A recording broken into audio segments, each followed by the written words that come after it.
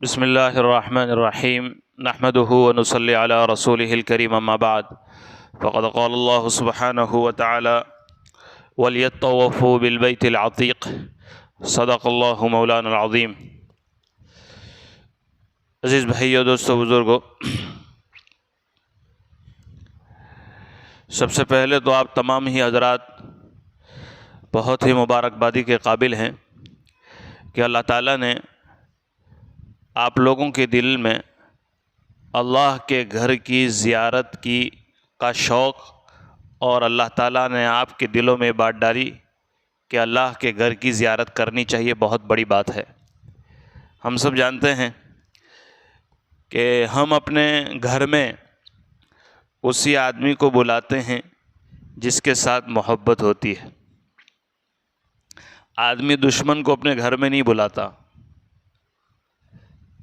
तो ये काबतुल्लाह जो पूरी दुनिया के इंसानों का मरकज़ है, अल्लाह का सबसे पहला घर है, तो वो अल्लाह के घर में भी अल्लाह उसी को बुलाते हैं जिसके साथ अल्लाह को मोहब्बत होती है।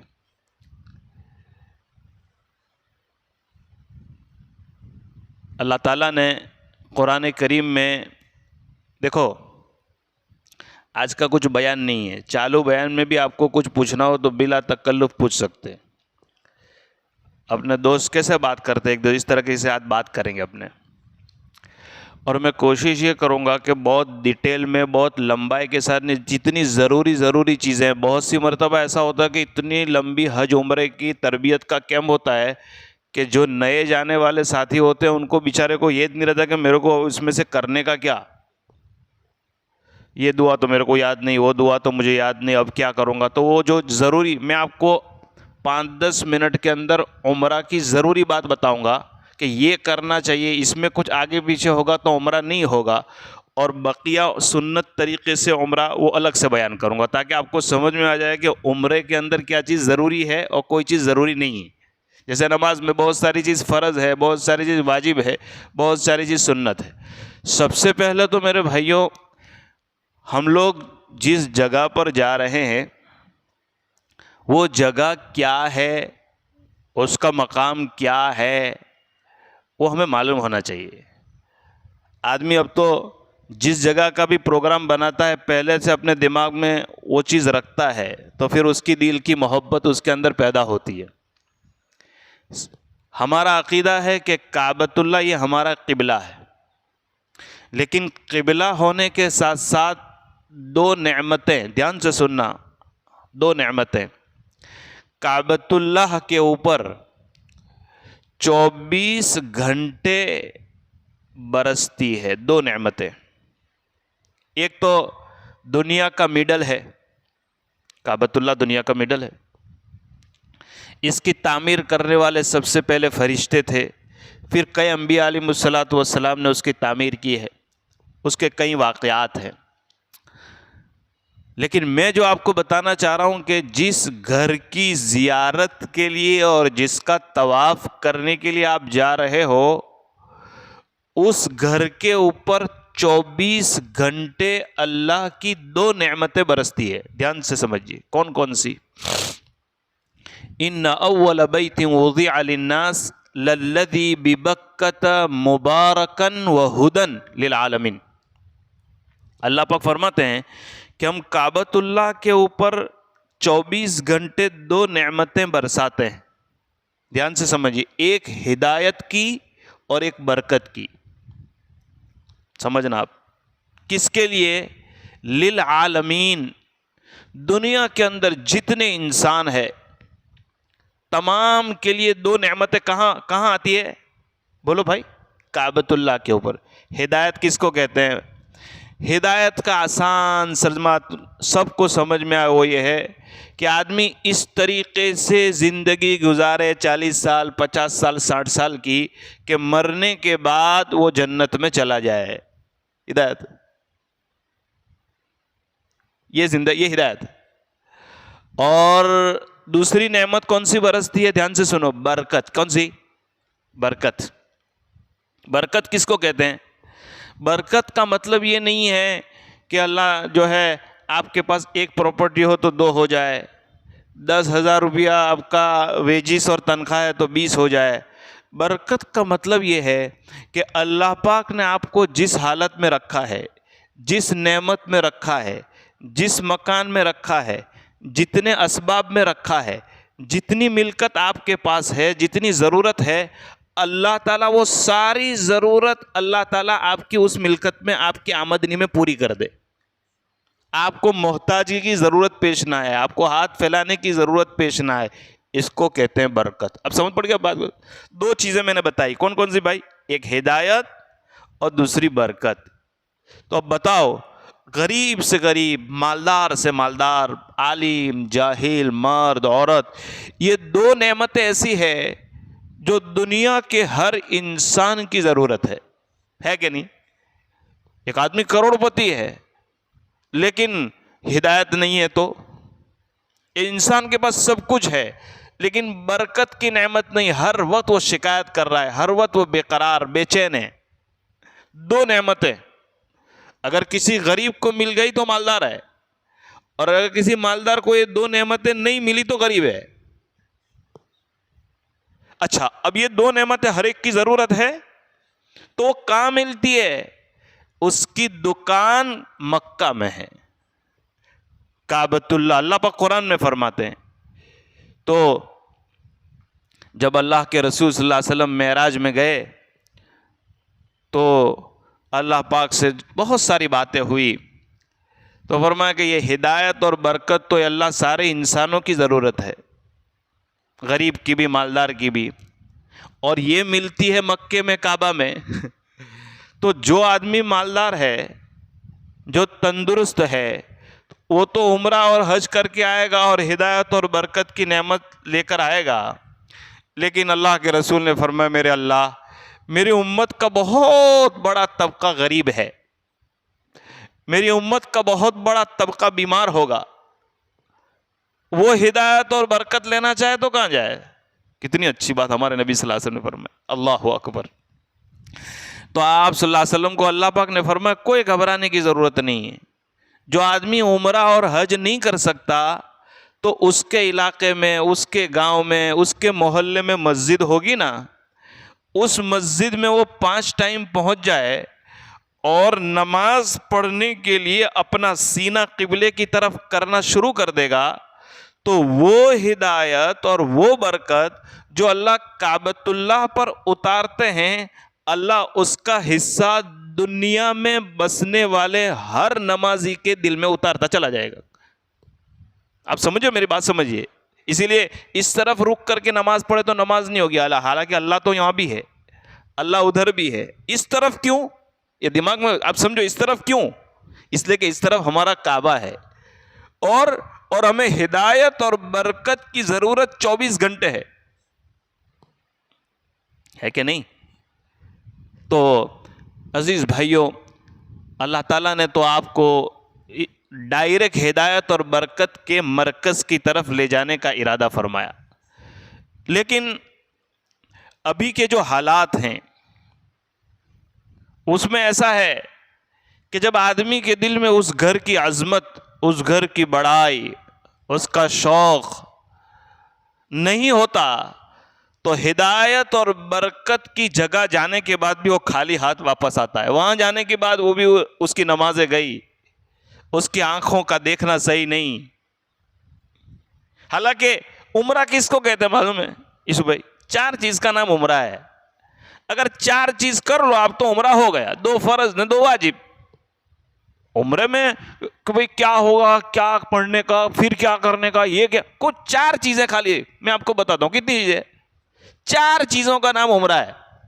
जान लो अब वही 4 चीजें। उसमें 2 फर्ज है और 2 वाजिब है। पहला फर्ज कौन सा?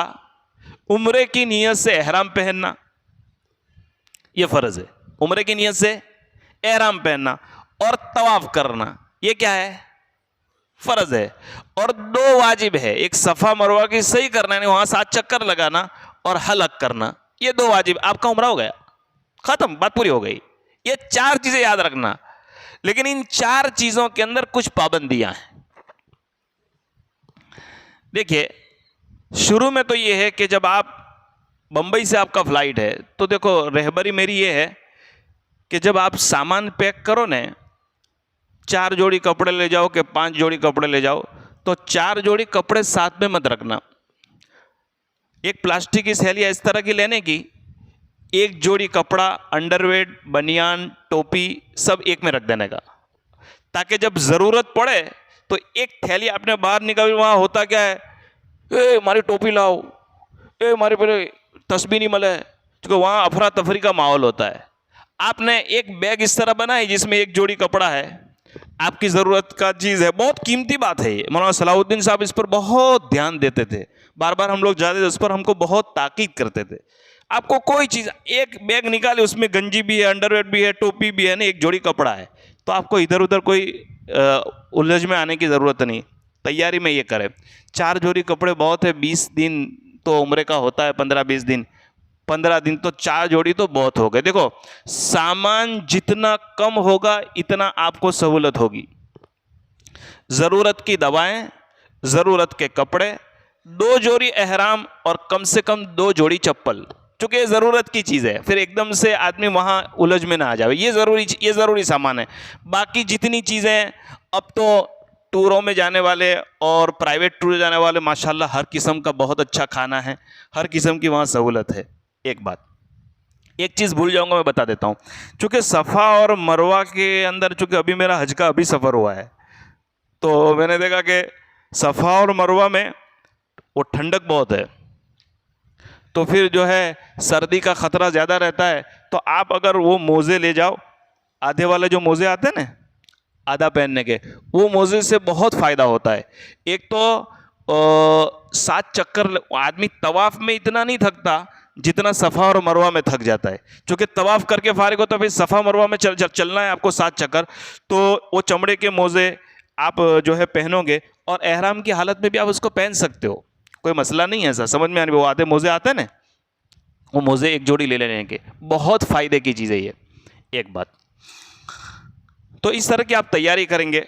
अब ये कि बम्बई से आपका फ़्लाइट है, समझ लो, तो बहुत सारे भाई फाउंटेन्स है, अपने घर से जो है एहराम पहन लेते हैं, पहनने में कोई हर्ज नहीं है, लेकिन एहराम पहनने के बाद अगर आपने नियत कर ली तो फिर पाबंदियाँ वहीं से शुरू हो जाएगी।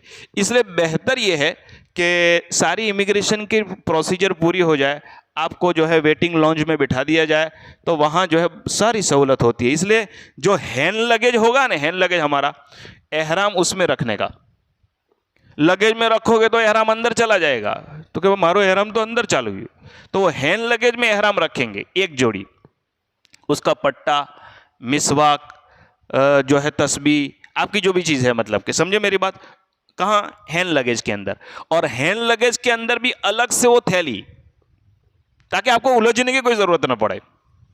चलो, तो एहराम आप बम्बई एयरपोर्ट पर गए, वहाँ जो बोर्डिंग की अब जी प्रोसीजर पूरी हो गई, उसके बाद जब वेटिंग में जाएंगे फ़्लाइट को, जब 1-1.5-2 घंटे की देर हो, उस वक्त आप जो है एहराम पहन लें। एहराम की 2 चादर है, एक ऊपर की और एक नीचे की। देखो मेरे भाइयों, लोग ये समझते हैं कि एहराम 2 चादर का नाम है। एहराम ये अरबी का लफ्ज़ है, इसका मतलब ये है कि इसके पहनने के बाद, यानी वो 2 चादर के पहनने के बाद बहुत सारी चीज़ें जो हलाल थी अब हराम हो गई, इसका मतलब ये एहराम। एहराम, अब वो उसको 2 चादर बोल देते हैं, लेकिन असल में एहराम का मतलब क्या है कि भाई इस, जब वो जो चादर तुम पहन लेते हो, तो बहुत सारी चीज़ें जो एहराम पहनने से पहले हलाल थी अब हराम हो गई। अब मैं उसको आपको बताता हूँ, याद रखना। उम्रा किसको कहते हैं? एहराम पहनना और तवाफ करना, फ़र्ज़, सफ़ा मरवा की सही करना और हलक करना, उम्रा पूरा हो गया। लेकिन आपने जैसे ही एहराम पहनना, और एहराम पहनने के बाद एहराम की 2 रकात मसनून है, 2 रकात सुन्नत, अगर मौका हो तो ज़रूरी नहीं है, उलझने की ज़रूरत नहीं। बहुत सी मरतबा ऐसा फ़्लाइट का टाइम है, मैं तो 2 रकात पढ़ने जाता हूँ, इस तरह करने की कोई ज़रूरत नहीं है। सहूलत है, वक्त है, बेहतर है तो आप 2 रकात पढ़ लें। और जिस वक्त आप 2 रकात पढ़ें तो एहराम की नीयत से पढ़े। किसकी नीयत से? एहराम की नीयत से 2 रकात सुन्नत पढ़ेंगे। उस वक्त जो है आप टोपी पहन सकते हैं, एहराम पहनकर, जब आप, चूंकि अभी आपने नियत नहीं की है, अभी आपने खाली एहराम पहना है, अभी आपने उम्रे की नियत नहीं की, अभी खाली आपने क्या किया है, अरे बोलो, एहराम पहना है। एहराम पहना है तो आप टोपी पहन सकते हैं या एहराम की चादर भी ऊपर सर पर डाल सकते हैं, बराबर। ये मैंने इस मसला इसलिए बताया कि यहाँ तो ठीक है, फिर वह आप अपने रूम में से जब दूसरा उम्रा करने के लिए मस्जिद आयशा जाओगे तो वहाँ से तो रूम से ये एहराम पहन के जाते हैं। अब वहाँ जाने के बाद भी बहुत सारे लोगों को बेचारे को पता नहीं होता, तो वो लोग वहीं से इस्तेबा भी करते हैं, वो बगल का कपड़ा वही कर देते हैं और वो सर के ऊपर वही डाल देते हैं, ऐसा नहीं है। तो एहराम की 2 रकात पढ़ने के लिए आप टोपी भी पहन सकते हैं या वो एहराम की चादर जो ऊपर सर में डाल दो तो भी चलेगा। 2 रकात नमाज पढ़ ली, बेहतर है पहली रकात में कुल या अय्युहल काफिरून, दूसरी रकात में कुल हुवल्लाह। जैसे ही आपने सलाम फेरी, जैसे ही आपने 2 रकात पढ़ी और सलाम फेर दी, तो अब आपको 3 मरतबा दुरूद शरीफ, याद रखना 3 मरतबा दुरूद शरीफ। और आसान सी गुजराती में या उर्दू में आप ये नियत कर सकते हैं, ए अल्लाह, मैंने उम्रे का एहराम पहना है, मेरे लिए आसान फरमा, मेरे कबूल फरमा। मैंने उम्रे का इरादा किया है या उम्रे का एहराम पहना है, मेरे लिए आसान फरमा और कबूल फरमा। एक बात यही, आप यहाँ भी नियत कर सकते। कहाँ? अभी आप एयरपोर्ट के वेटिंग लॉन्ज में है, लेकिन मैंने तो ये किया था कि 2 रकात पढ़ ली, लेकिन मैंने एहराम भी पहन लिया है, 2 रकात भी पढ़ ली, लेकिन नियत नहीं की। क्यों? कि फ्लाइट को बैठने में अभी आधा घंटा है, और असल एहराम पहनना कब ज़रूरी है? जब हम जो है मिकात की बॉर्डर हमारा फ्लाइट क्रॉस करे। पूरी दुनिया वाले के लिए मिकात है कि आदमी उस जगह के क्रॉस करके अगर उम्रे की नियत से गुजरा है तो उसको वहाँ गुजरने से पहले, उस बॉर्डर से पहले एहराम पहनना चाहिए। अभी तो जो 5 या 5.5 घंटे की जो फ्लाइट होती है, उसमें तकरीबन 3 घंटे फ्लाई होने के बाद वो मिकात आती है, तकरीबन 3-4 घंटे हो जाते हैं। तो होता क्या है कि इस 3 घंटे में अगर पहली मर्तबा आपने एहराम पहना है, आदत नहीं है, खाना खाने के अंदर, फ्लाइट के अंदर कोई खुशबू वाली चीज़ आ गई, कोई ऐसा टिश्यू आ गया, आपने रुमाल से पूरा अपने चेहरे पर डाके नींद आ गई, ने सो गए, तो अभी तो यूँ समझो कि फ्लाइट में हो और आप पर दम आना शुरू हो जाएगा। आप समझ रहे हैं मेरी बात मेरे भाइयों? अब एहराम पहन लो। देखो एक बात हाफिज साहब, बहुत ध्यान से, आप वहाँ जाओगे फ्लाइट में, एयरपोर्ट से आपको बहुत सारे लोग अलग अलग चीज़ करते हुए मिलेंगे। कोई इस तरह एहराम पहन रहा है, कोई इस तरह दुआ पढ़ रहा है, कोई इस तरह कर रहा है। देखा देखी हमें कोई काम नहीं करना है। हम यहाँ से जो सीख कर गए हैं, हमारे उलमा की जो किताबें हमने पढ़ी है, हमारे साथ जो साथी लोग हैं, जो जानकार है, उन्हीं की बात पर भरोसा करें। क्योंकि हर मसलक के लोग हैं, हर फ़िरक़े के लोग हैं, हर एक का सोचने का तरीका अलग, हर एक का समझने का तरीका अलग होता है। तो देखा देखी कोई काम नहीं करने का। आप समझे? अभी हज के सफ़र में ऐसा हुआ कि हमारे साथ एक बेचारा खाला थे, वो पहली मर्तबा आए थे, तो मैं उनको 3 दिन से देख रहा था। हज के दिन में तो चूँकि मीना, अरफात और मुज़दलिफ़ा तो 5-6 दिन का एहराम होता है, 4 दिन का तो कम से कम रखना ही है, 3 दिन का तो अब खाला को बेचारे को रोज़ाना 3 मरतबा गुस्ल करने की आदत, वो 3 मरतबा सुबह, दोपहर और शाम 3 मरतबा गुस्ल करे, हैवी बॉडी। पहली मरतबा आए थे, और हम अब टूर में जाते हैं तो पहली मरतबा तो मुलाकात होती नहीं, तो वो तो वहाँ जाने की खबर पड़ती है कि कौन हमारे रूम में क्या है। अब वो खाला मेरे कमरे के बिल्कुल बाजू में थे, तो मैं देखता था कि हज के दिन चल रहे हैं और हमने सबने हज क़िरान किया था, जो कि आखिर में गए थे, तो सब हज के एहराम में थे, और वो रोज़ाना 3-4 मरतबा वो गुस्ल करे। तो 2-3 मरतबा मैंने देखा तो मेरे दिल में आया कि यार चलो गुस्ल करते तब तक तो ठीक है, लेकिन ये तो साबुन भी यूज़ करते हैं तो दम आएगा। अब बेचारा खाला को मैंने कहा, तो खाला ने कहा कि भाई मैंने कई खबर नहीं मिले, मेरे को कुछ पता नहीं, हार तू ते मैंने कीधु। अब देखो उन्होंने कहा कि मैंने तो 10 मरतबा गुस्ल कर दिया, तो कितने दम आ गए। जानना बहुत ज़रूरी है, आई बात ध्यान में। बहरहाल तो मैं आपको हुक्म नहीं कर रहा हूँ, मेरा मशवरा ये है कि एहराम की 2 रकात पढ़ने के बाद ये जो तलबिया है, ये आपको नियत कहाँ करनी है? अरे बोलो भाई, फ्लाइट में बैठकर आराम से, ताकि आपको ये 3 घंटे खाली एहराम की चादर पहनी है, लेकिन आप पाबंदी में नहीं है, इसलिए कि अभी आपने नियत नहीं की है। और अगर सऊदी एयरलाइंस है तो वो तो बाकायदा ऐलान करता है 15-20 मिनट पहले कि भाई अब आप नियत करो, तो कोई फर्क। बहरहाल अब जब आप फ्लाइट शुरू हो जाए तो मेरे भाइयों एक बात तो ये है, एक नियत ये कर लो आप लोग, एक नियत ये कर लो कि हम इस सफर के अंदर कोई गुनाह नहीं करेंगे। हजरत मुफ्ती अहमद साहब ने हमें सबक में बताया था, बराबर याद है, कि उम्रा, ध्यान से, उम्रा और हज के सफर में कोई आदमी 2 चीजें कर ले तो मेरा वादा है अल्लाह ने उसका सफर कबूल कर लिया। एक तो ये कि अपने आंखों की हिफाजत करे, और दूसरे ये कि तकलीफ के ऊपर सब्र करे। अल्लाह, हजरत की सोच तो देखो, क्योंकि उमरा और हज में बहुत सारी ऐसे, अब यहाँ तो देखो इतने खुलकर बैठे हैं, वहाँ इस तरह आप बैठोगे तो कोई भाई आएगा इंडोनेशिया के कि जरा जगह करो, इधर से मलेशिया का आएगा, इधर से इस इजिप्ट वाला आएगा। अब आपको गुस्सा भी है कि मैं 2 घंटे से बैठा हूँ। बहुत सारे ऐसे मसाइल होंगे, जमजम में, चलने में, तवाफ में, सफ़ा मरवा में, जाने में, निकलने में। तो आपको ये करना है कि मैं अपने गुस्से को कंट्रोल करूँगा, मैं उसको ज़ोर से जवाब नहीं दूंगा। आप समझ रहे, मेरे बहुत सारे ऐसे मौके आते हैं। इसी वजह से तो हदीस में नबी अलैहिस्सलाम ने इरशाद जो फरमाया कि मन हज्ज लिल्लाह फलम यरफथ वलम यफसुक रजा का यौमिन वलदत उम्मु, कि जिस आदमी ने हज किया एक तो अल्लाह के लिए, और उस हज में कोई बेहयाई, कोई गुनाह का काम नहीं किया, कोई गुनाह का काम नहीं किया, तो ऐसा हज करने वाला ऐसा है कि जैसे उसकी माँ ने उसको आज पैदा किया। यानी जैसे बच्चा पैदा होता है तो उस पर कोई गुनाह नहीं होता। तो खाली ऐसा नहीं कहा कि उम्रा हज करने वाला बेगुनाह है, वो उम्रा हज करने वाला जो गुनाह से अपने आप को बचाए। वहां जाने के बाद भी आपको मोबाइल पर थोड़ा कंट्रोल ये करना पड़ेगा। यूट्यूब खोलते ही नंगी तस्वीरें सामने आती है, याद रखो मेरे भाई, जितना अपने आप को एहतियात करोगे इतना फायदा है। बहरहाल देखो, वापस मैं कहता हूं, उम्रा किसका नाम है? 4 चीजों का, एक एहराम, एक तवाफ, सफा मरवा की सही और हलक। याद रख, ये 4 चीजें खाली याद रखना।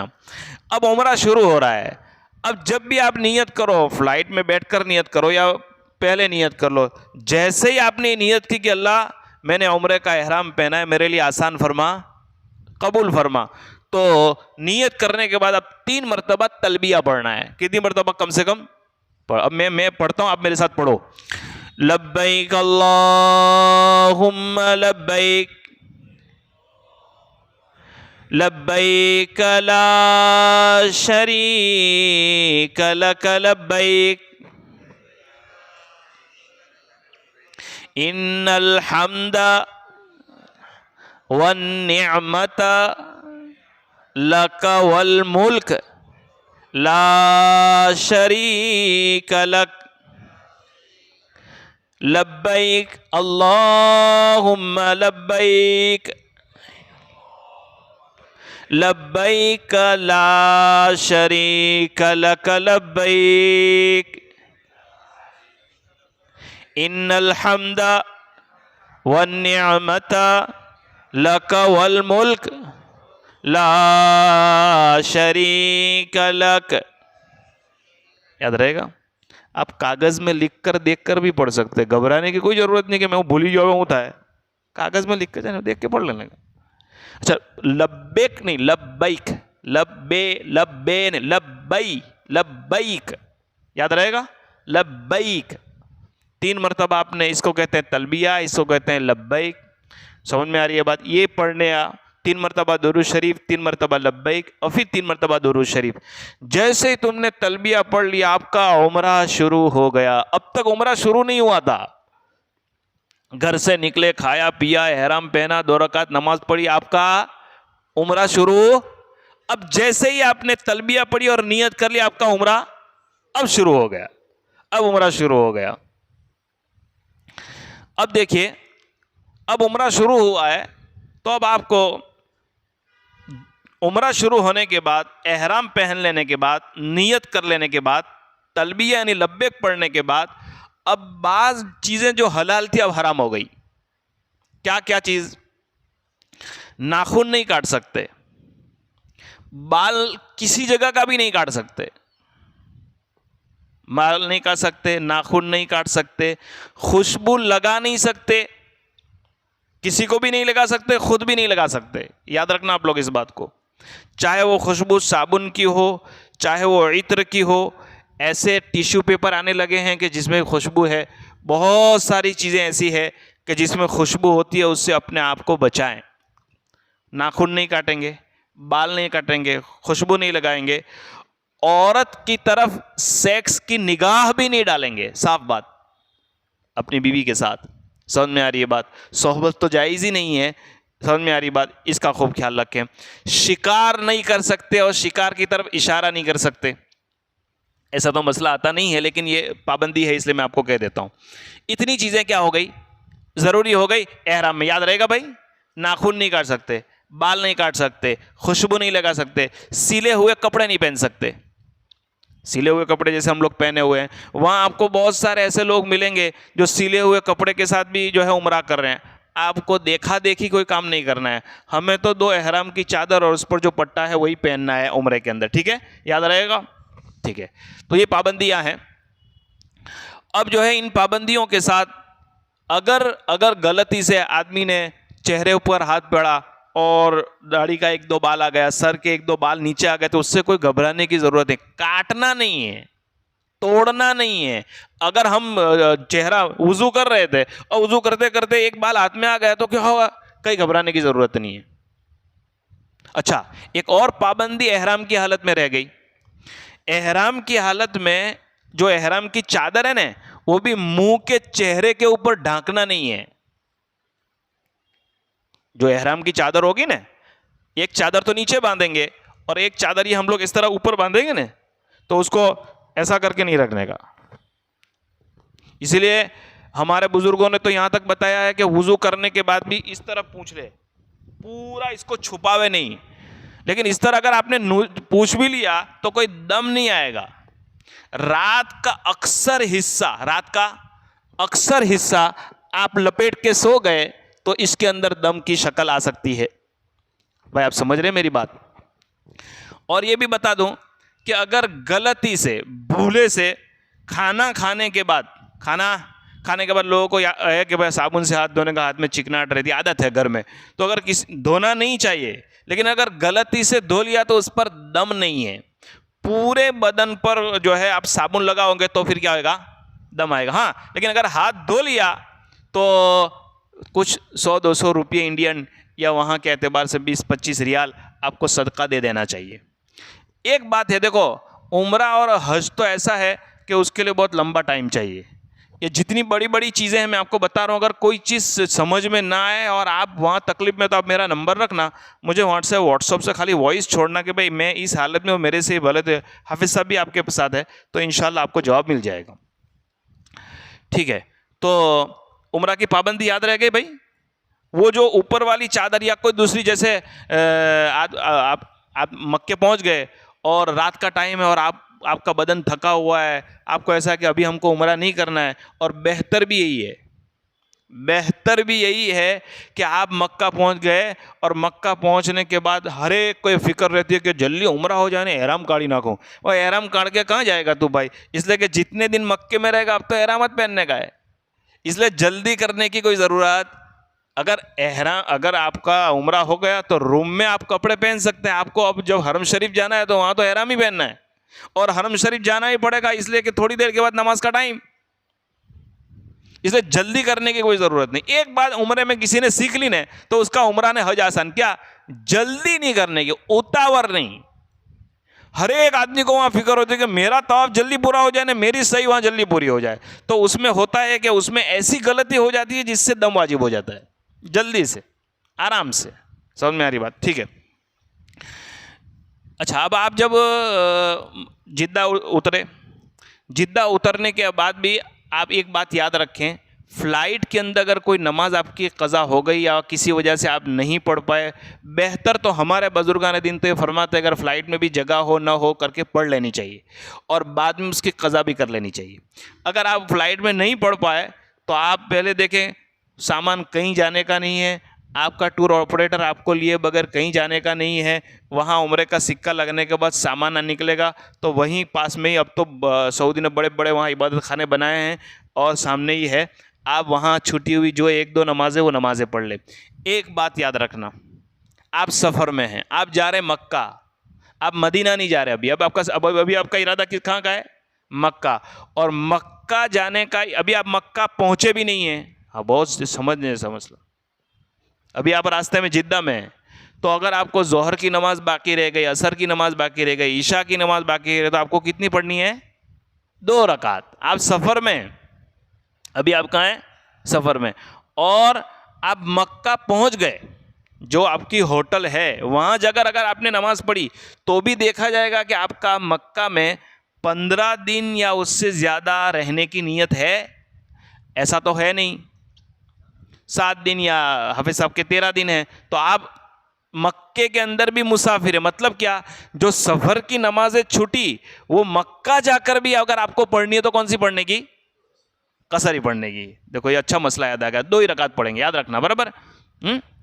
एक बात और, अल्लाह करे कि आपकी कोई नमाज वहाँ जमात से न छूटे, अल्लाह पाक आपको तकबीर है। एक बात कहते, देखो अगर थोड़े तवाफ़ कम हो, उम्रा एकाद कम होने तो चल जाएगा मेरे भाइयों, लेकिन आप लोगों से मेरी दरख्वास्त है, अपने अपने सोने का ने अपने खाने का टाइम टेबल इतना इतना ये रखना कि आपकी कोई नमाज क़ज़ा ना हो जाए, क्योंकि आप बहुत कम वक्त के लिए जा रहे हैं।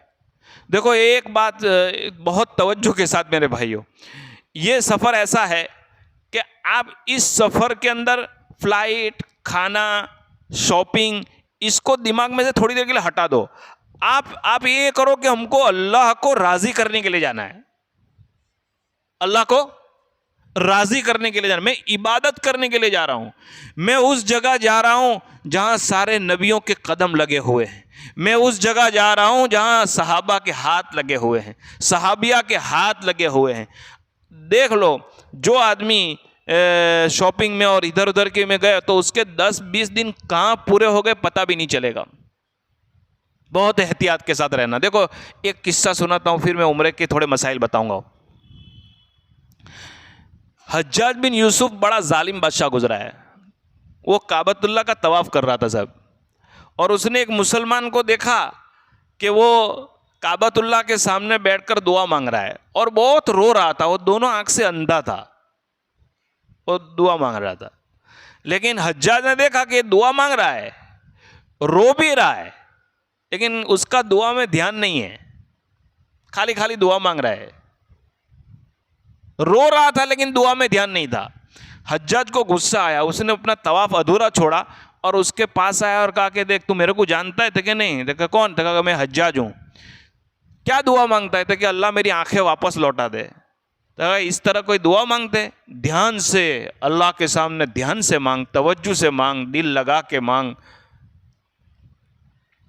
देख मेरे 4 चक्कर बाकी है, 3 हो गए, मेरा तवाफ पूरा होने से पहले अगर तेरी दुआ कबूल नहीं हुई तो तेरी गर्दन उड़ा दूंगा।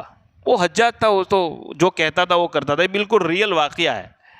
तो वो तो एकदम जोर जोर से रोने लगा और अल्लाह से दुआ में ये कहा, और उस ज़माने में तवाफ़ में इतनी देर थोड़ी होती थी, 2 मिनट में तवाफ़ पूरा।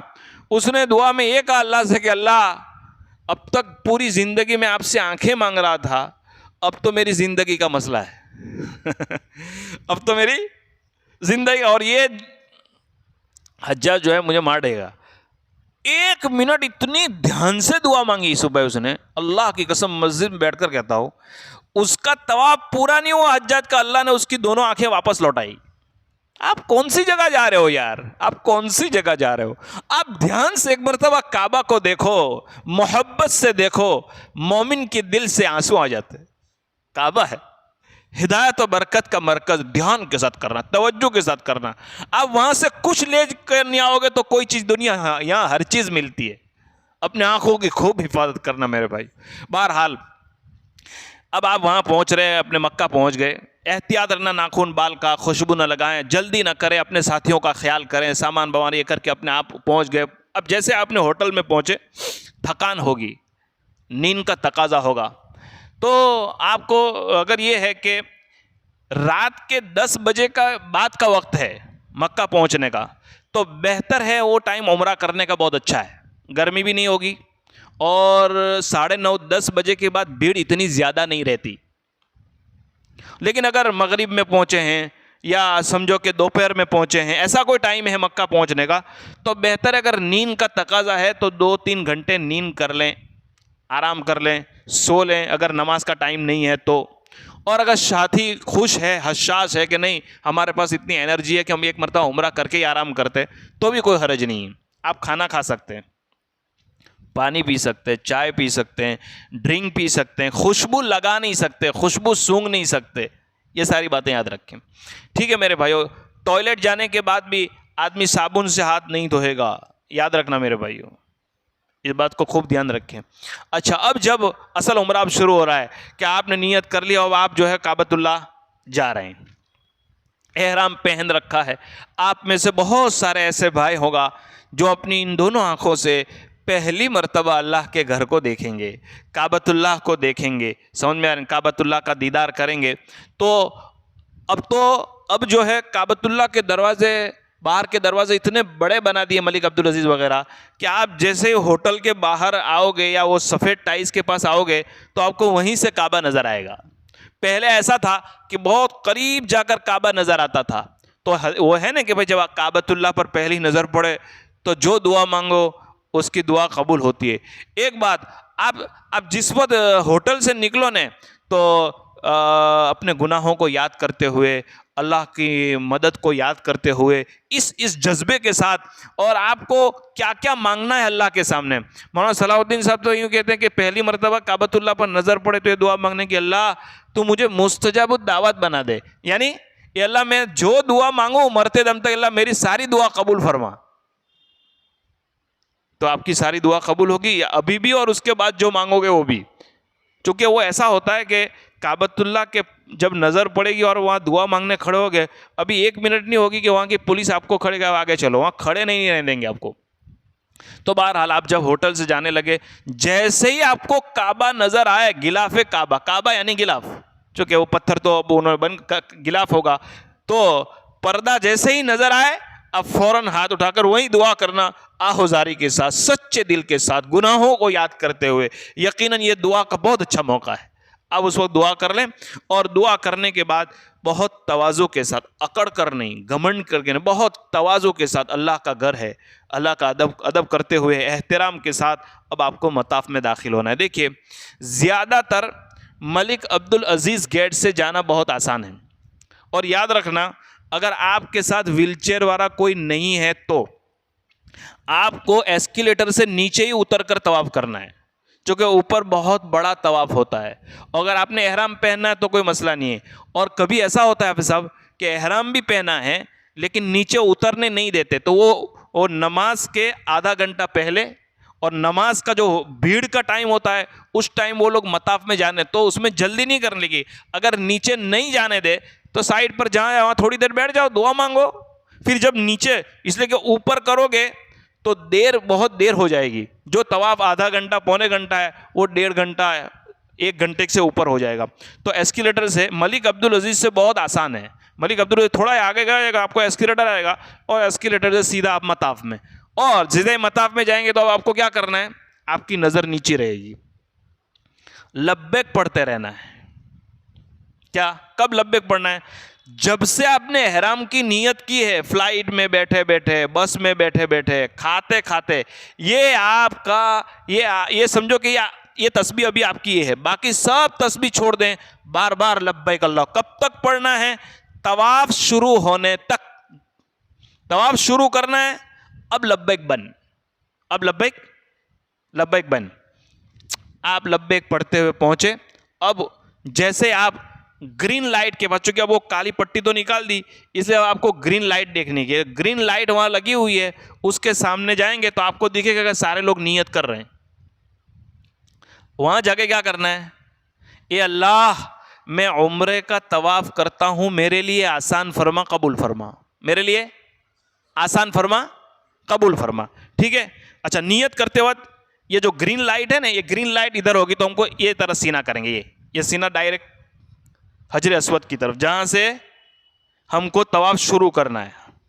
ये मेरा हजर अस्वद है, ये हजर अस्वद और ये काबतुल्लाह का दरवाज़ा। तो ये इस तरह बिस्मिल्लाही अल्लाहु अकबर, बिस्मिल्लाही, देख रहे हैं आप, बिस्मिल्लाही, बहुत करीब जाने की कोशिश नहीं करने की, भीड़ बहुत रहती है। बिस्मिल्लाही, और ये हाथ में धीरे ऐसे बिस्मिल्लाही अल्लाहु अकबर, बिस्मिल्लाही अल्लाहु अकबर, 3 मरतबा, 1 मरतबा, जितना मौका। जैसे आपने बिस्मिल्लाह अल्लाहु अकबर पढ़ा, अब सीना हमारा इस तरफ कर देंगे।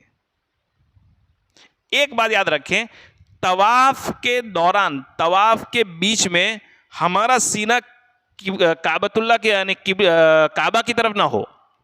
जैसे ये काबतुल्लाह है तो हमको उसके चारों तरफ तवाफ करना है, तो इस तरफ बार बार घूम के देखने का नहीं। अदब तो ये है कि तवाफ के दरमियान भी काबतुल्लाह पर नजर न करें, निगाह नीचे रखें। यूं फरमाया कि तवाफ का जो है काबतुल्लाह के ऊपर 120 रहमतें उतरती है, उसमें से तवाफ करने वाले को 80 रहमतें और बरकतें मिलती है। आपका तवाफ शुरू हो गया। तवाफ शुरू करने से पहले तवाफ नियत तो हो गई। ये जो चादर हमने ऊपर की पहनी है ना, वो राइट हैंड के नीचे से निकाल कर उसको बाएं कंधे के ऊपर डाल देनी है। राइट कंधे से निकाल कर उसको बाएं कंधे की तरफ डाल देनी है। ये है, ये तो मेरा छोटी चादर है, आप समझ रहे मेरी बात? हाँ, निकल। तो इस तरीके से आप उसको कहते हैं इस्तिबा। ऊपर की चादर दे दो खाली मेरे ऊपर। इसको कहते हैं इस्तिबा। इस्तिबा ये जरूरी नहीं है, सुन्नत है। अगर नहीं भी किया तो कोई हर्ज नहीं। बात मतलब घबरा जाते साहब। मैंने इसलिए शुरू में ये कहा कि भाई 4 चीजें जरूरी है। कौन सी? याद रहे, कौन कौन सी? एहराम, तवाफ, सफा मरवा की सही नहलक। सफा मरवा ने तवाफ के अंदर भी अगर कुछ नहीं पढ़ा, आपने खाली चक्कर लगा के आ गए, तब भी तवाफ हो गया। सफा मरवा के दरमियान भी आप घबरा गए, कुछ समझ नहीं पड़ा क्या पढ़ने का, इधर देख रहे उधर देख रहे, सफा मरवा सही हो गई। तवाफ के दरमियान ने सफा मरवा के दरमियान क्या पढ़ने का? दुआ है कि पहले चक्कर में ये पढ़ना, दूसरे चक्कर में ये पढ़ना, लेकिन जरूरी नहीं है। देखो ये है इस्तिबा। ये चादर का हिस्सा जो है ना, उसको थोड़ा कम रखेंगे और इसको यहां इस तरह हाथ में दबाएंगे, ये, और फिर हाथ इस तरह खोलो, तो आप बहुत आराम से चल पाएंगे।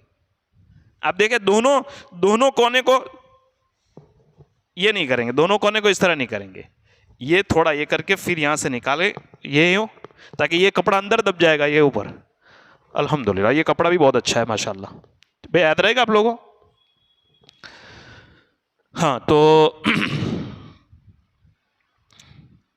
ये इसको क्या कहते हैं? इस्तिबा। ये हिस्सा तवाफ के दरमियान खुला रहेगा, 7 चक्कर के दरमियान, और पहले 3 चक्कर के अंदर थोड़ा अकड़ कर चलना, इसको रमल कहते हैं। रमल, यूं जरा सीना निकाल के।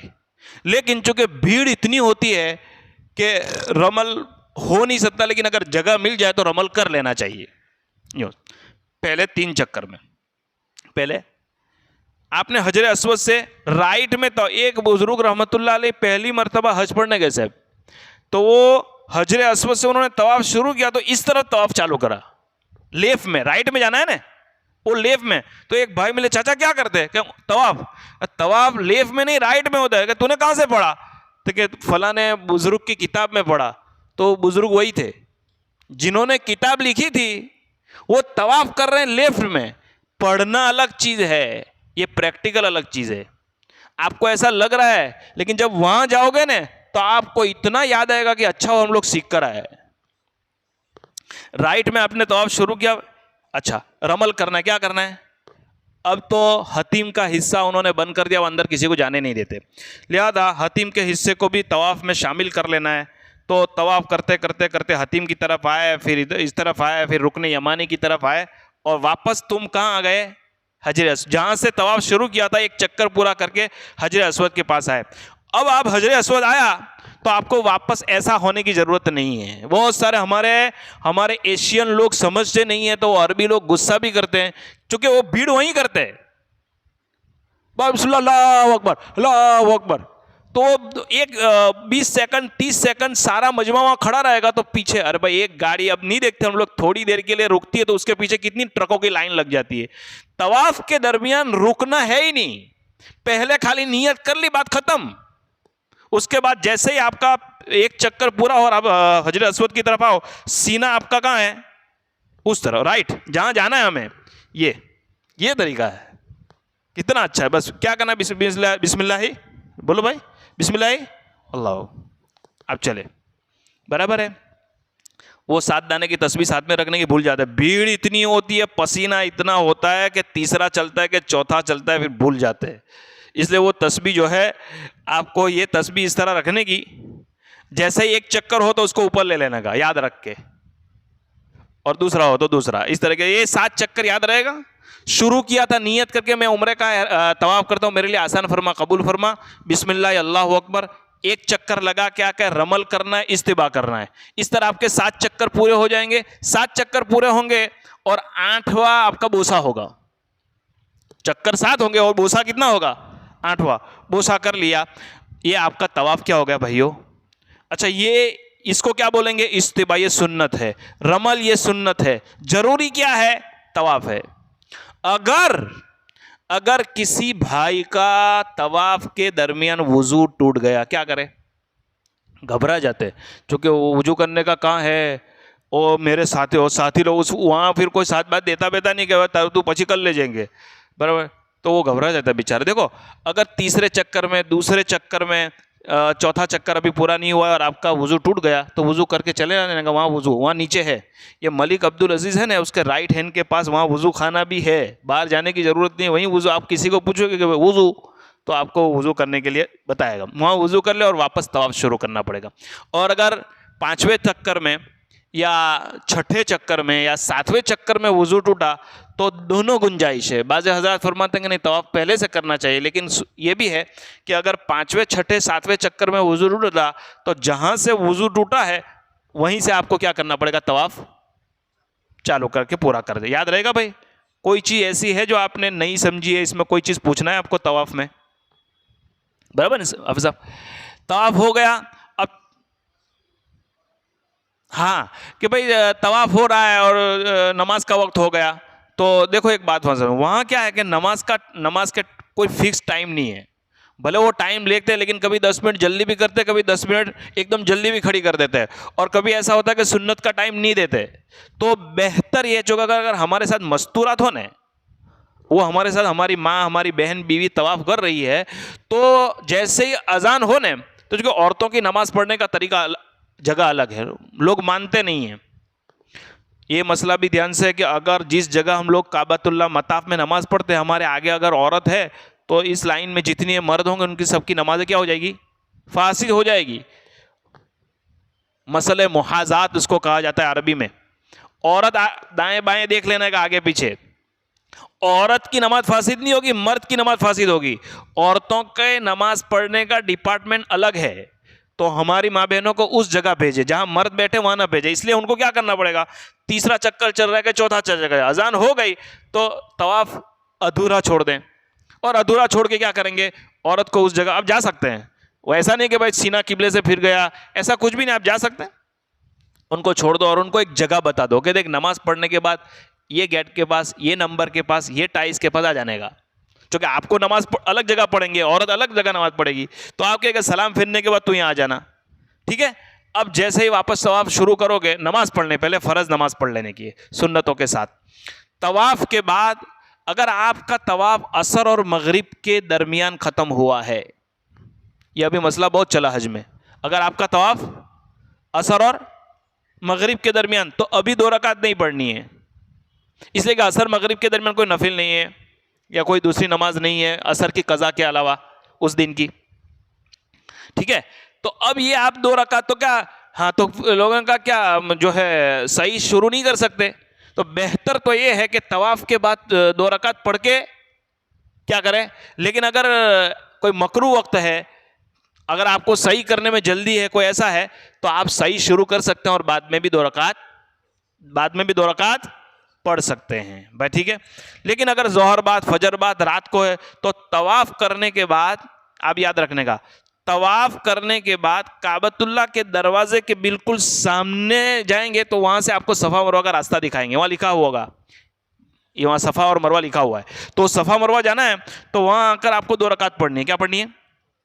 2 रकात, एक तरफ अपनी मस्तूरात को और अपने एक तरफ 2 रकात पढ़नी है। और ये 2 रकात पढ़ के नीयत ये करने की मैं वाजिबुत तवाफ, तवाफ की 2 रकात वाजिब, तवाफ की 2 रकात वाजिब जो मैं पढ़ता हूँ, अल्लाह तो मेरे लिए आसान फरमा, कबूल फरमा। ये 2 रकात पढ़ ली और 2 रकात पढ़ने के बाद खूब दुआ करनी है, खूब दुआ करनी है मेरे भाइयों। देखो आपका उम्रे का तकरीबन काम आधा से ऊपर काम हो रहा है, तो आपको खूब दुआ करनी है।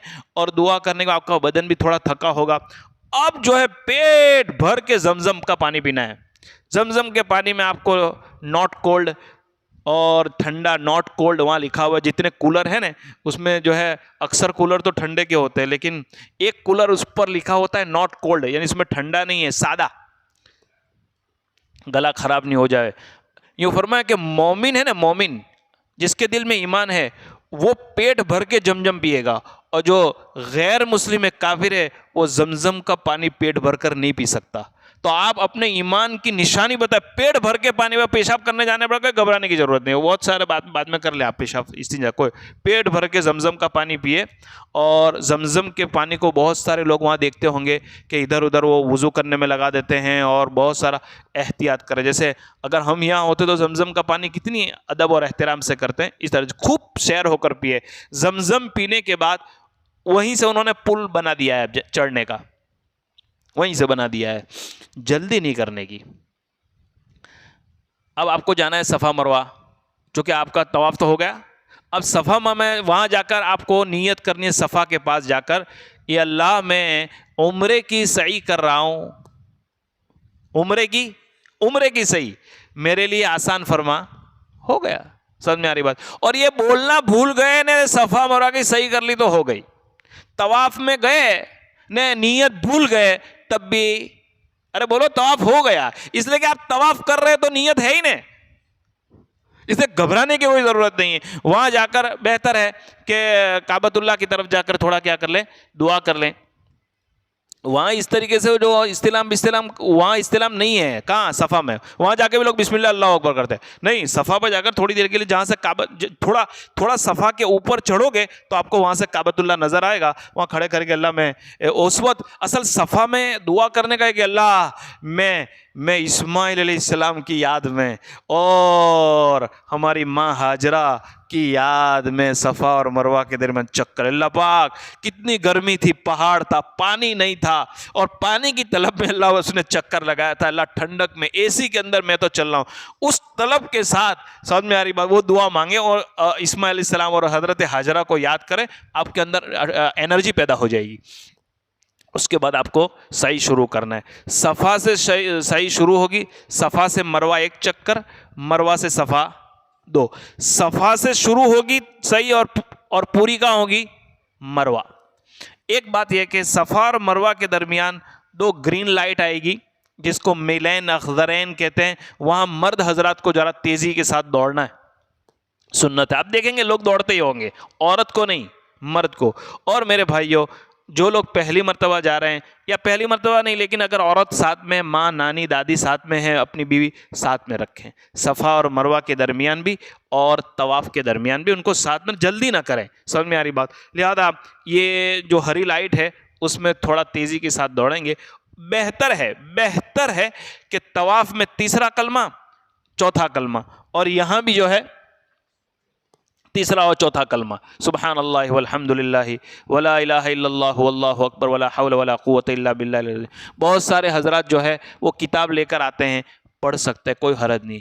लेकिन हमारे अकाबिरीन ये फरमाते हैं कि तवाफ़ के दरमियान तिलावत करने से ज़्यादा दुआ अफजल है, इसलिए कि सफ़ा और मरवा के दरमियान और तवाफ़ के दरमियान अल्लाह हर दुआ कबूल फरमाता। और मेरे भाइयों, जब तवाफ़ करो ना, एक तवाफ़ पूरा हो जाए ना, तो आप लोगों को कौन सी दुआ रह गई उसको डायरी में लिख लो कि कौन सी दुआ रह गई, अम्मी के लिए, अब्बा के लिए, भाई के लिए, औलाद के लिए, मेरे मुल्क के लिए। और मेरे भाइयों, 5-7 मिनट का टाइम बाकी रह गया। अब मैं आपको एक दिल की बात सुनाता हूँ। अल्लाह ताला आपको एक ऐसे टाइम के अंदर काबा की ज़ियारत नसीब कर रहे हैं कि इस वक्त पूरी दुनिया के मुसलमान और ख़ास तौर पर हमारे फ़लस्तीन के मुसलमान भाई आपकी दुआ का इंतज़ार कर रहे हैं। अभी 12 घंटे से तो एकदम हालत ख़राब हो गई है, अभी जो कल की रात गई है, और मेरे भाइयों बस अल्लाह ही इनकी हिफाजत फरमाए। ये इतने आप किसी तवाफ़ में भी कभी भी चक्कर में नमाज के बाद जब अपने लिए दुआ करें, अपने फ़लस्तीनी भाइयों के लिए ज़रूर दुआ करें, मस्जिद अक्सा के लिए ज़रूर दुआ करें, अपनी बस्ती के लिए ज़रूर दुआ करें, अपने मुल्क के लिए दुआ करें। बहुत सारे हमारे मुसलमान भाई जेलो बंद कैदो बंद में है, अल्लाह उन सब के लिए दुआ करें। और मेरे भाइयों ये है, 5 मिनट ले लेता हूँ, अजान की बाकी है ना, ठीक है, 50 तक। ये आपका उम्रा पूरा हो गया। जैसे ही 7वां चक्कर पूरा हुआ, मुस्तहब है, जरूरी नहीं है। सफ़ा मरवा के बाद 2 रकात पढ़ना नफिल मुस्तहब है, जरूरी नहीं है। तवाफ़ के बाद पढ़ना वाजिब है। और सफ़ा मरवा के बाद सीधा, अब मरवा के बाद जो है ना, मरवा के बाद आप बाहर निकलोगे तो बहुत घूम घूम के आपको आना पड़ेगा।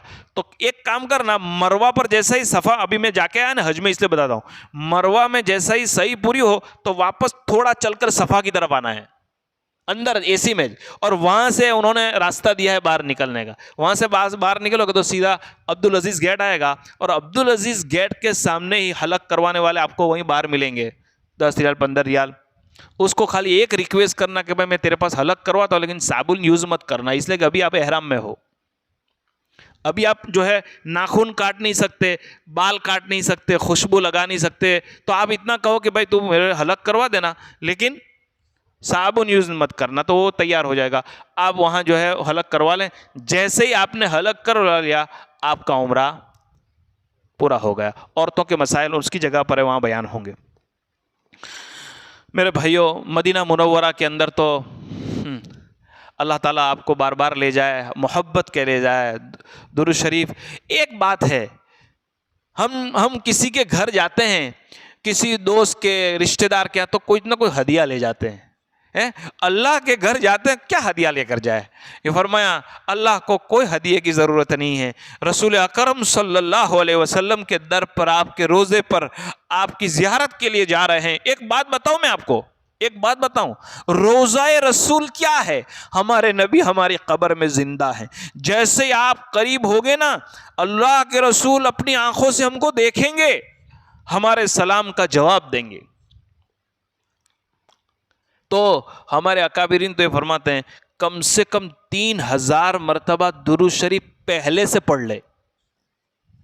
मक्के के अंदर अगर आप 13 दिन हैं, आप एवरेज लगा लो कि रोजाना 300 मरतबा के 500 मरतबा मैं दुरूद शरीफ पढ़ूंगा।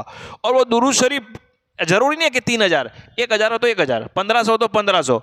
और जितने पढ़े हैं, जब आप मदीना पहुंचें और मदीना पहुंचकर जब आप सलाम पेश करने जाएं, तो वो 1500 का, 2000 का हदिया अल्लाह के रसूल के, अल्लाह में गुनहगार, ये मेरे नबी आपके हमारे पर बहुत सारे एहसान हैं, हम ज़्यादा कुछ नहीं कर पाए, हम आपके लिए ये छोटा सा हदिया ले आए। हमारी खुशकिस्मती होगी, हमारे लिए बहुत अच्छा होगा, आप ये हमारा हदिया कबूल कर लें। क्या बईद बात है मेरे भाइयों, इस नबी को, इस उम्मत से कितना दर्द है। वो जैसे आप ये बात कहेंगे, और देखो आप जितना करीब जाओगे तो वो पुलिस वाले वहाँ खड़े नहीं रहने देते, इसलिए आप जैसे ही बाबू सलाम से अंदर दाखिल हो, सलात दुरूद शरीफ, अब तो है ना उन्होंने बहुत लंबा बैरिकेड लगा दिए, तो वो दूर से अंदर, नमाज के फौरन बाद जाओगे तो भीड़ मिलेगी। नमाज के, किसी भी नमाज के फौरन बाद जाओ तो पूरा मजमा सलाम पेश करने जाता है। समझ में आ रही बात? तो बेहतर तरीका रात का है, बेहतर तरीका सुबह 9 बजे के बाद का है, 9 से 11 का है, बेहतर तरीका 3 से 5 का है, या वहाँ असर की नमाज 4 बजे हो जाती है तो 5 से 6 का है। रात को तो कभी भी जाओ। समझ में आ रही बात? तो ज़्यादा 1-2 दिन जाओगे तो आपको अंदाज़ा हो जाएगा भीड़ कौन से टाइम पर नहीं होती है, ऐसे टाइम पर जाए। और मेरे भाई, दिन में 2, 4, 5 मतलब जितनी तुम्हारे पैरों में ताकत है, बार बार, एक ऐसा नहीं कि भाई एक मरतबा सलाम पेश कर लिया हो गया, बार बार जाओ। और मैंने ख़ास तौर पर मस्तूरात के लिए, जो कि मस्तूरात का टाइम अलग है, मस्तूरात को सलाम पेश करने का जो है वो तरीक़ा भी, वो सारा वहीं से बयान हो जाएगा इंशाअल्लाह। अच्छा, अब मदीना मुनव्वरा के अंदर मक्का और मुकर्रमा की जो ज़ियारतें हैं, ठीक है, जाना चाहे 2-3 घंटे में, और मदीना मुनव्वरा की जो ज़ियारतें हैं वहाँ भी जाए। हर मस्जिद में जाकर दूसरा इधर उधर हमें टाइम ज़ाया नहीं करना, 2 रकात नमाज़ पढ़ लेने। किसी भी मस्जिद में ले जाए, कहीं भी मुबारक जगह पर जाएँ, 2 रकात नफिल की नीयत से 2 रकात नमाज़ पढ़ ले हर मस्जिद में जाकर। और कोई चीज़ उम्रे के लाइन से अगर आपको कोई चीज़ रह गई हो मेरे भाइयों, कोई आपको कोई चीज़ समझ में ना आई हो कि ये करना है कि ये नहीं कर सकता, ये क्या है, एक बात है, खाना खाने के अंदर बहुत पेट भर के मत खाना। असल में देखो, ये बात चीज़ साहब कहनी चाहिए। इसमें होता क्या है कि अब आपको यहाँ 8 घंटे सोने की आदत है, अब वहाँ आप लोग 10:30-11 बजे खाना खाने से फारिग हुए, अब वहाँ 4 बजे फजर है, वहाँ 4 बजे फजर है, आपको 4 घंटे सोने का मिल रहा है, पेट भर के जो आपको फजर तकलीफ पड़ जाएगी। खाना पूरी ज़िंदगी खाना है। मैं याद करता हूँ इस मौके पर, हमारे एक मुरब्बी एक एक एक एक एक हमारे महाराष्ट्र के थे, रत्ना यहाँ के चचा, वो साहब 11:30 बजे रूम में आते थे, मैं उनके रूम में था, और 2:45 बजे यानी हरम में 40 से 40 दिन 11:45 बजे रूम में आवे हरम में से, ईशा के बाद खाकर वापस तवाफ करने जावे, वापस उम्रा करने जावे। चूँकि ये जो पहला उम्रा होगा वो थोड़ा लंबा होगा, बाद में तो आपको जितने 2-3 उम्रे करने हो, 4-5 जितनी ताकत हो, आप क्या करें, जब नमाज पढ़ने जाए तो आप एहराम की चादर पहन कर जावे, और वहाँ से टैक्सी पकड़कर सीधा मस्जिद आयशा जाकर 2 रकात पढ़कर वही नियत करनी है, लब्बैक 3 मरतबा पढ़ना है। और जिसका भी आपको उम्रा करना है, माँ, अब्बा, भाई, दादा, नानी, जिसका भी, और एक उम्रे में बहुत सारे मरहूम को भी ले सकते हैं। एक आध उम्रा सारी उम्मत का भी कर लेना, क्या जाता है कि सारी उम्मत की तरफ से, अल्लाह बहुत सारे ऐसे हैं जो यहाँ नहीं आ सकते, मैं उन तमाम की तरफ से ये, तो आपको तमाम की तरफ से उम्रा करने का सवाब आप कर रहे हैं, सवाब आपको भी मिलेगा और उनको भी मिलेगा। ठीक है मेरे भाइयों, और सलाम पेश करने के अंदर अदब क्या ख्याल रखें। एक बात, वीडियोग्राफी से अपने आप को बचाए, सेल्फी से अपने आप को बचाए, वरना ऐसा ना हो कि करने जाए नेकी और हम गुनाह लेकर वहाँ से आए। बहुत सारे लोग वीडियो वगैरह वहाँ करते होंगे, एक भी फोटो लेकर मत आना अपनी बीवी का कि मैं एक यादगार के तौर पर। क्या यादगार, अगर मेरे खुदा ने मेरा ये सफ़र कबूल किया तो यादगार है। 1 करोड़ लोग ने भी मेरे लिए दुआ की, करोड़ों लोग ने फोटो मेरे हैं उसको पसंद किया, अल्लाह ने अगर पसंद नहीं किया तो ये मेरा सफ़र कुछ काम का नहीं है। इसलिए इससे अपने आप को खूब बचाएं, और मदीना मुनव्वरा के अंदर जो है नमाज को पाबंदी के साथ पढ़ना है। और हमारे यहाँ अच्छा एक बात ये भी है कि हमारे अकाबिरीन जो है सलाम पेश करने के बाद जो गुंबद खिदरा का पीछे वाला हिस्सा है, जो पुरानी मस्जिद का, जिसमें आप ऊपर देखोगे तो वो 10 सहाबा के अशर मुबस्सरा के नाम लिखे हुए हैं, अबू बकर, उमर, उस्मान, अली, 10 सहाबा के, बड़े बड़े सहाबा के नाम लिखे हुए। वहाँ पीछे बैठते थे, और पीछे बैठकर आप दुरूद शरीफ पढ़, आप मस्जिद नबी में कहीं से भी बैठकर आप जो है सलातो सलाम पढ़ सकते हैं। अस्सलातु वस्सलामु अलैका या रसूल अल्लाह, अस्सलातु वस्सलामु अलैका या हबीब अल्लाह। एक दुरूद शरीफ जो है, एक तो ये हाफिज़ साहब के अस्सलातु वस्सलामु अलैका या रसूल अल्लाह, लेकिन डाबिल से किताब छप कर आई है, उसमें बहुत डिटेल वाइज सलाम बहुत है। मैं आपको उसकी जेरोक्स भेजूंगा, आप साथियों को ज़रा इसको निकाल कर दे देना, वो बहुत अच्छा है, बहुत लंबा दुरूद है, बार वो पढ़ सकते हैं। ठीक है मेरे भाइयों, आपको याद रहेगा सारी चीज़ें इंशाअल्लाह। कोई चीज़ वापस वही चीज़ें, 4 चीज़ याद रखने, क्या, एहराम, तवाफ, सफ़ा मरवा और हलक, सफ़ा मरवा यानी हलक, बात ख़त्म हो गई। ठीक है, और भले बाल हो के ना हो, दूसरे उम्रे के बाद तीसरे उनका एक मरतबा उस तरह तो फिरा ही लेने का। ऐसा नहीं कि भाई चलो मेरे बाल तो नहीं है, हाँ खुद भी कर सकते हैं, दूसरे साथी या वहीं कहीं से भी आप जो है करवा सकते हैं। ठीक है सर, अल्लाह पाक अमल की तौफीक अता फरमाए। सुभान अल्लाह बिहम्दिही, सुभानक अल्लाहुम्मा बिहम्दिक, नशहदु अल्ला इलाहा इल्ला अंत।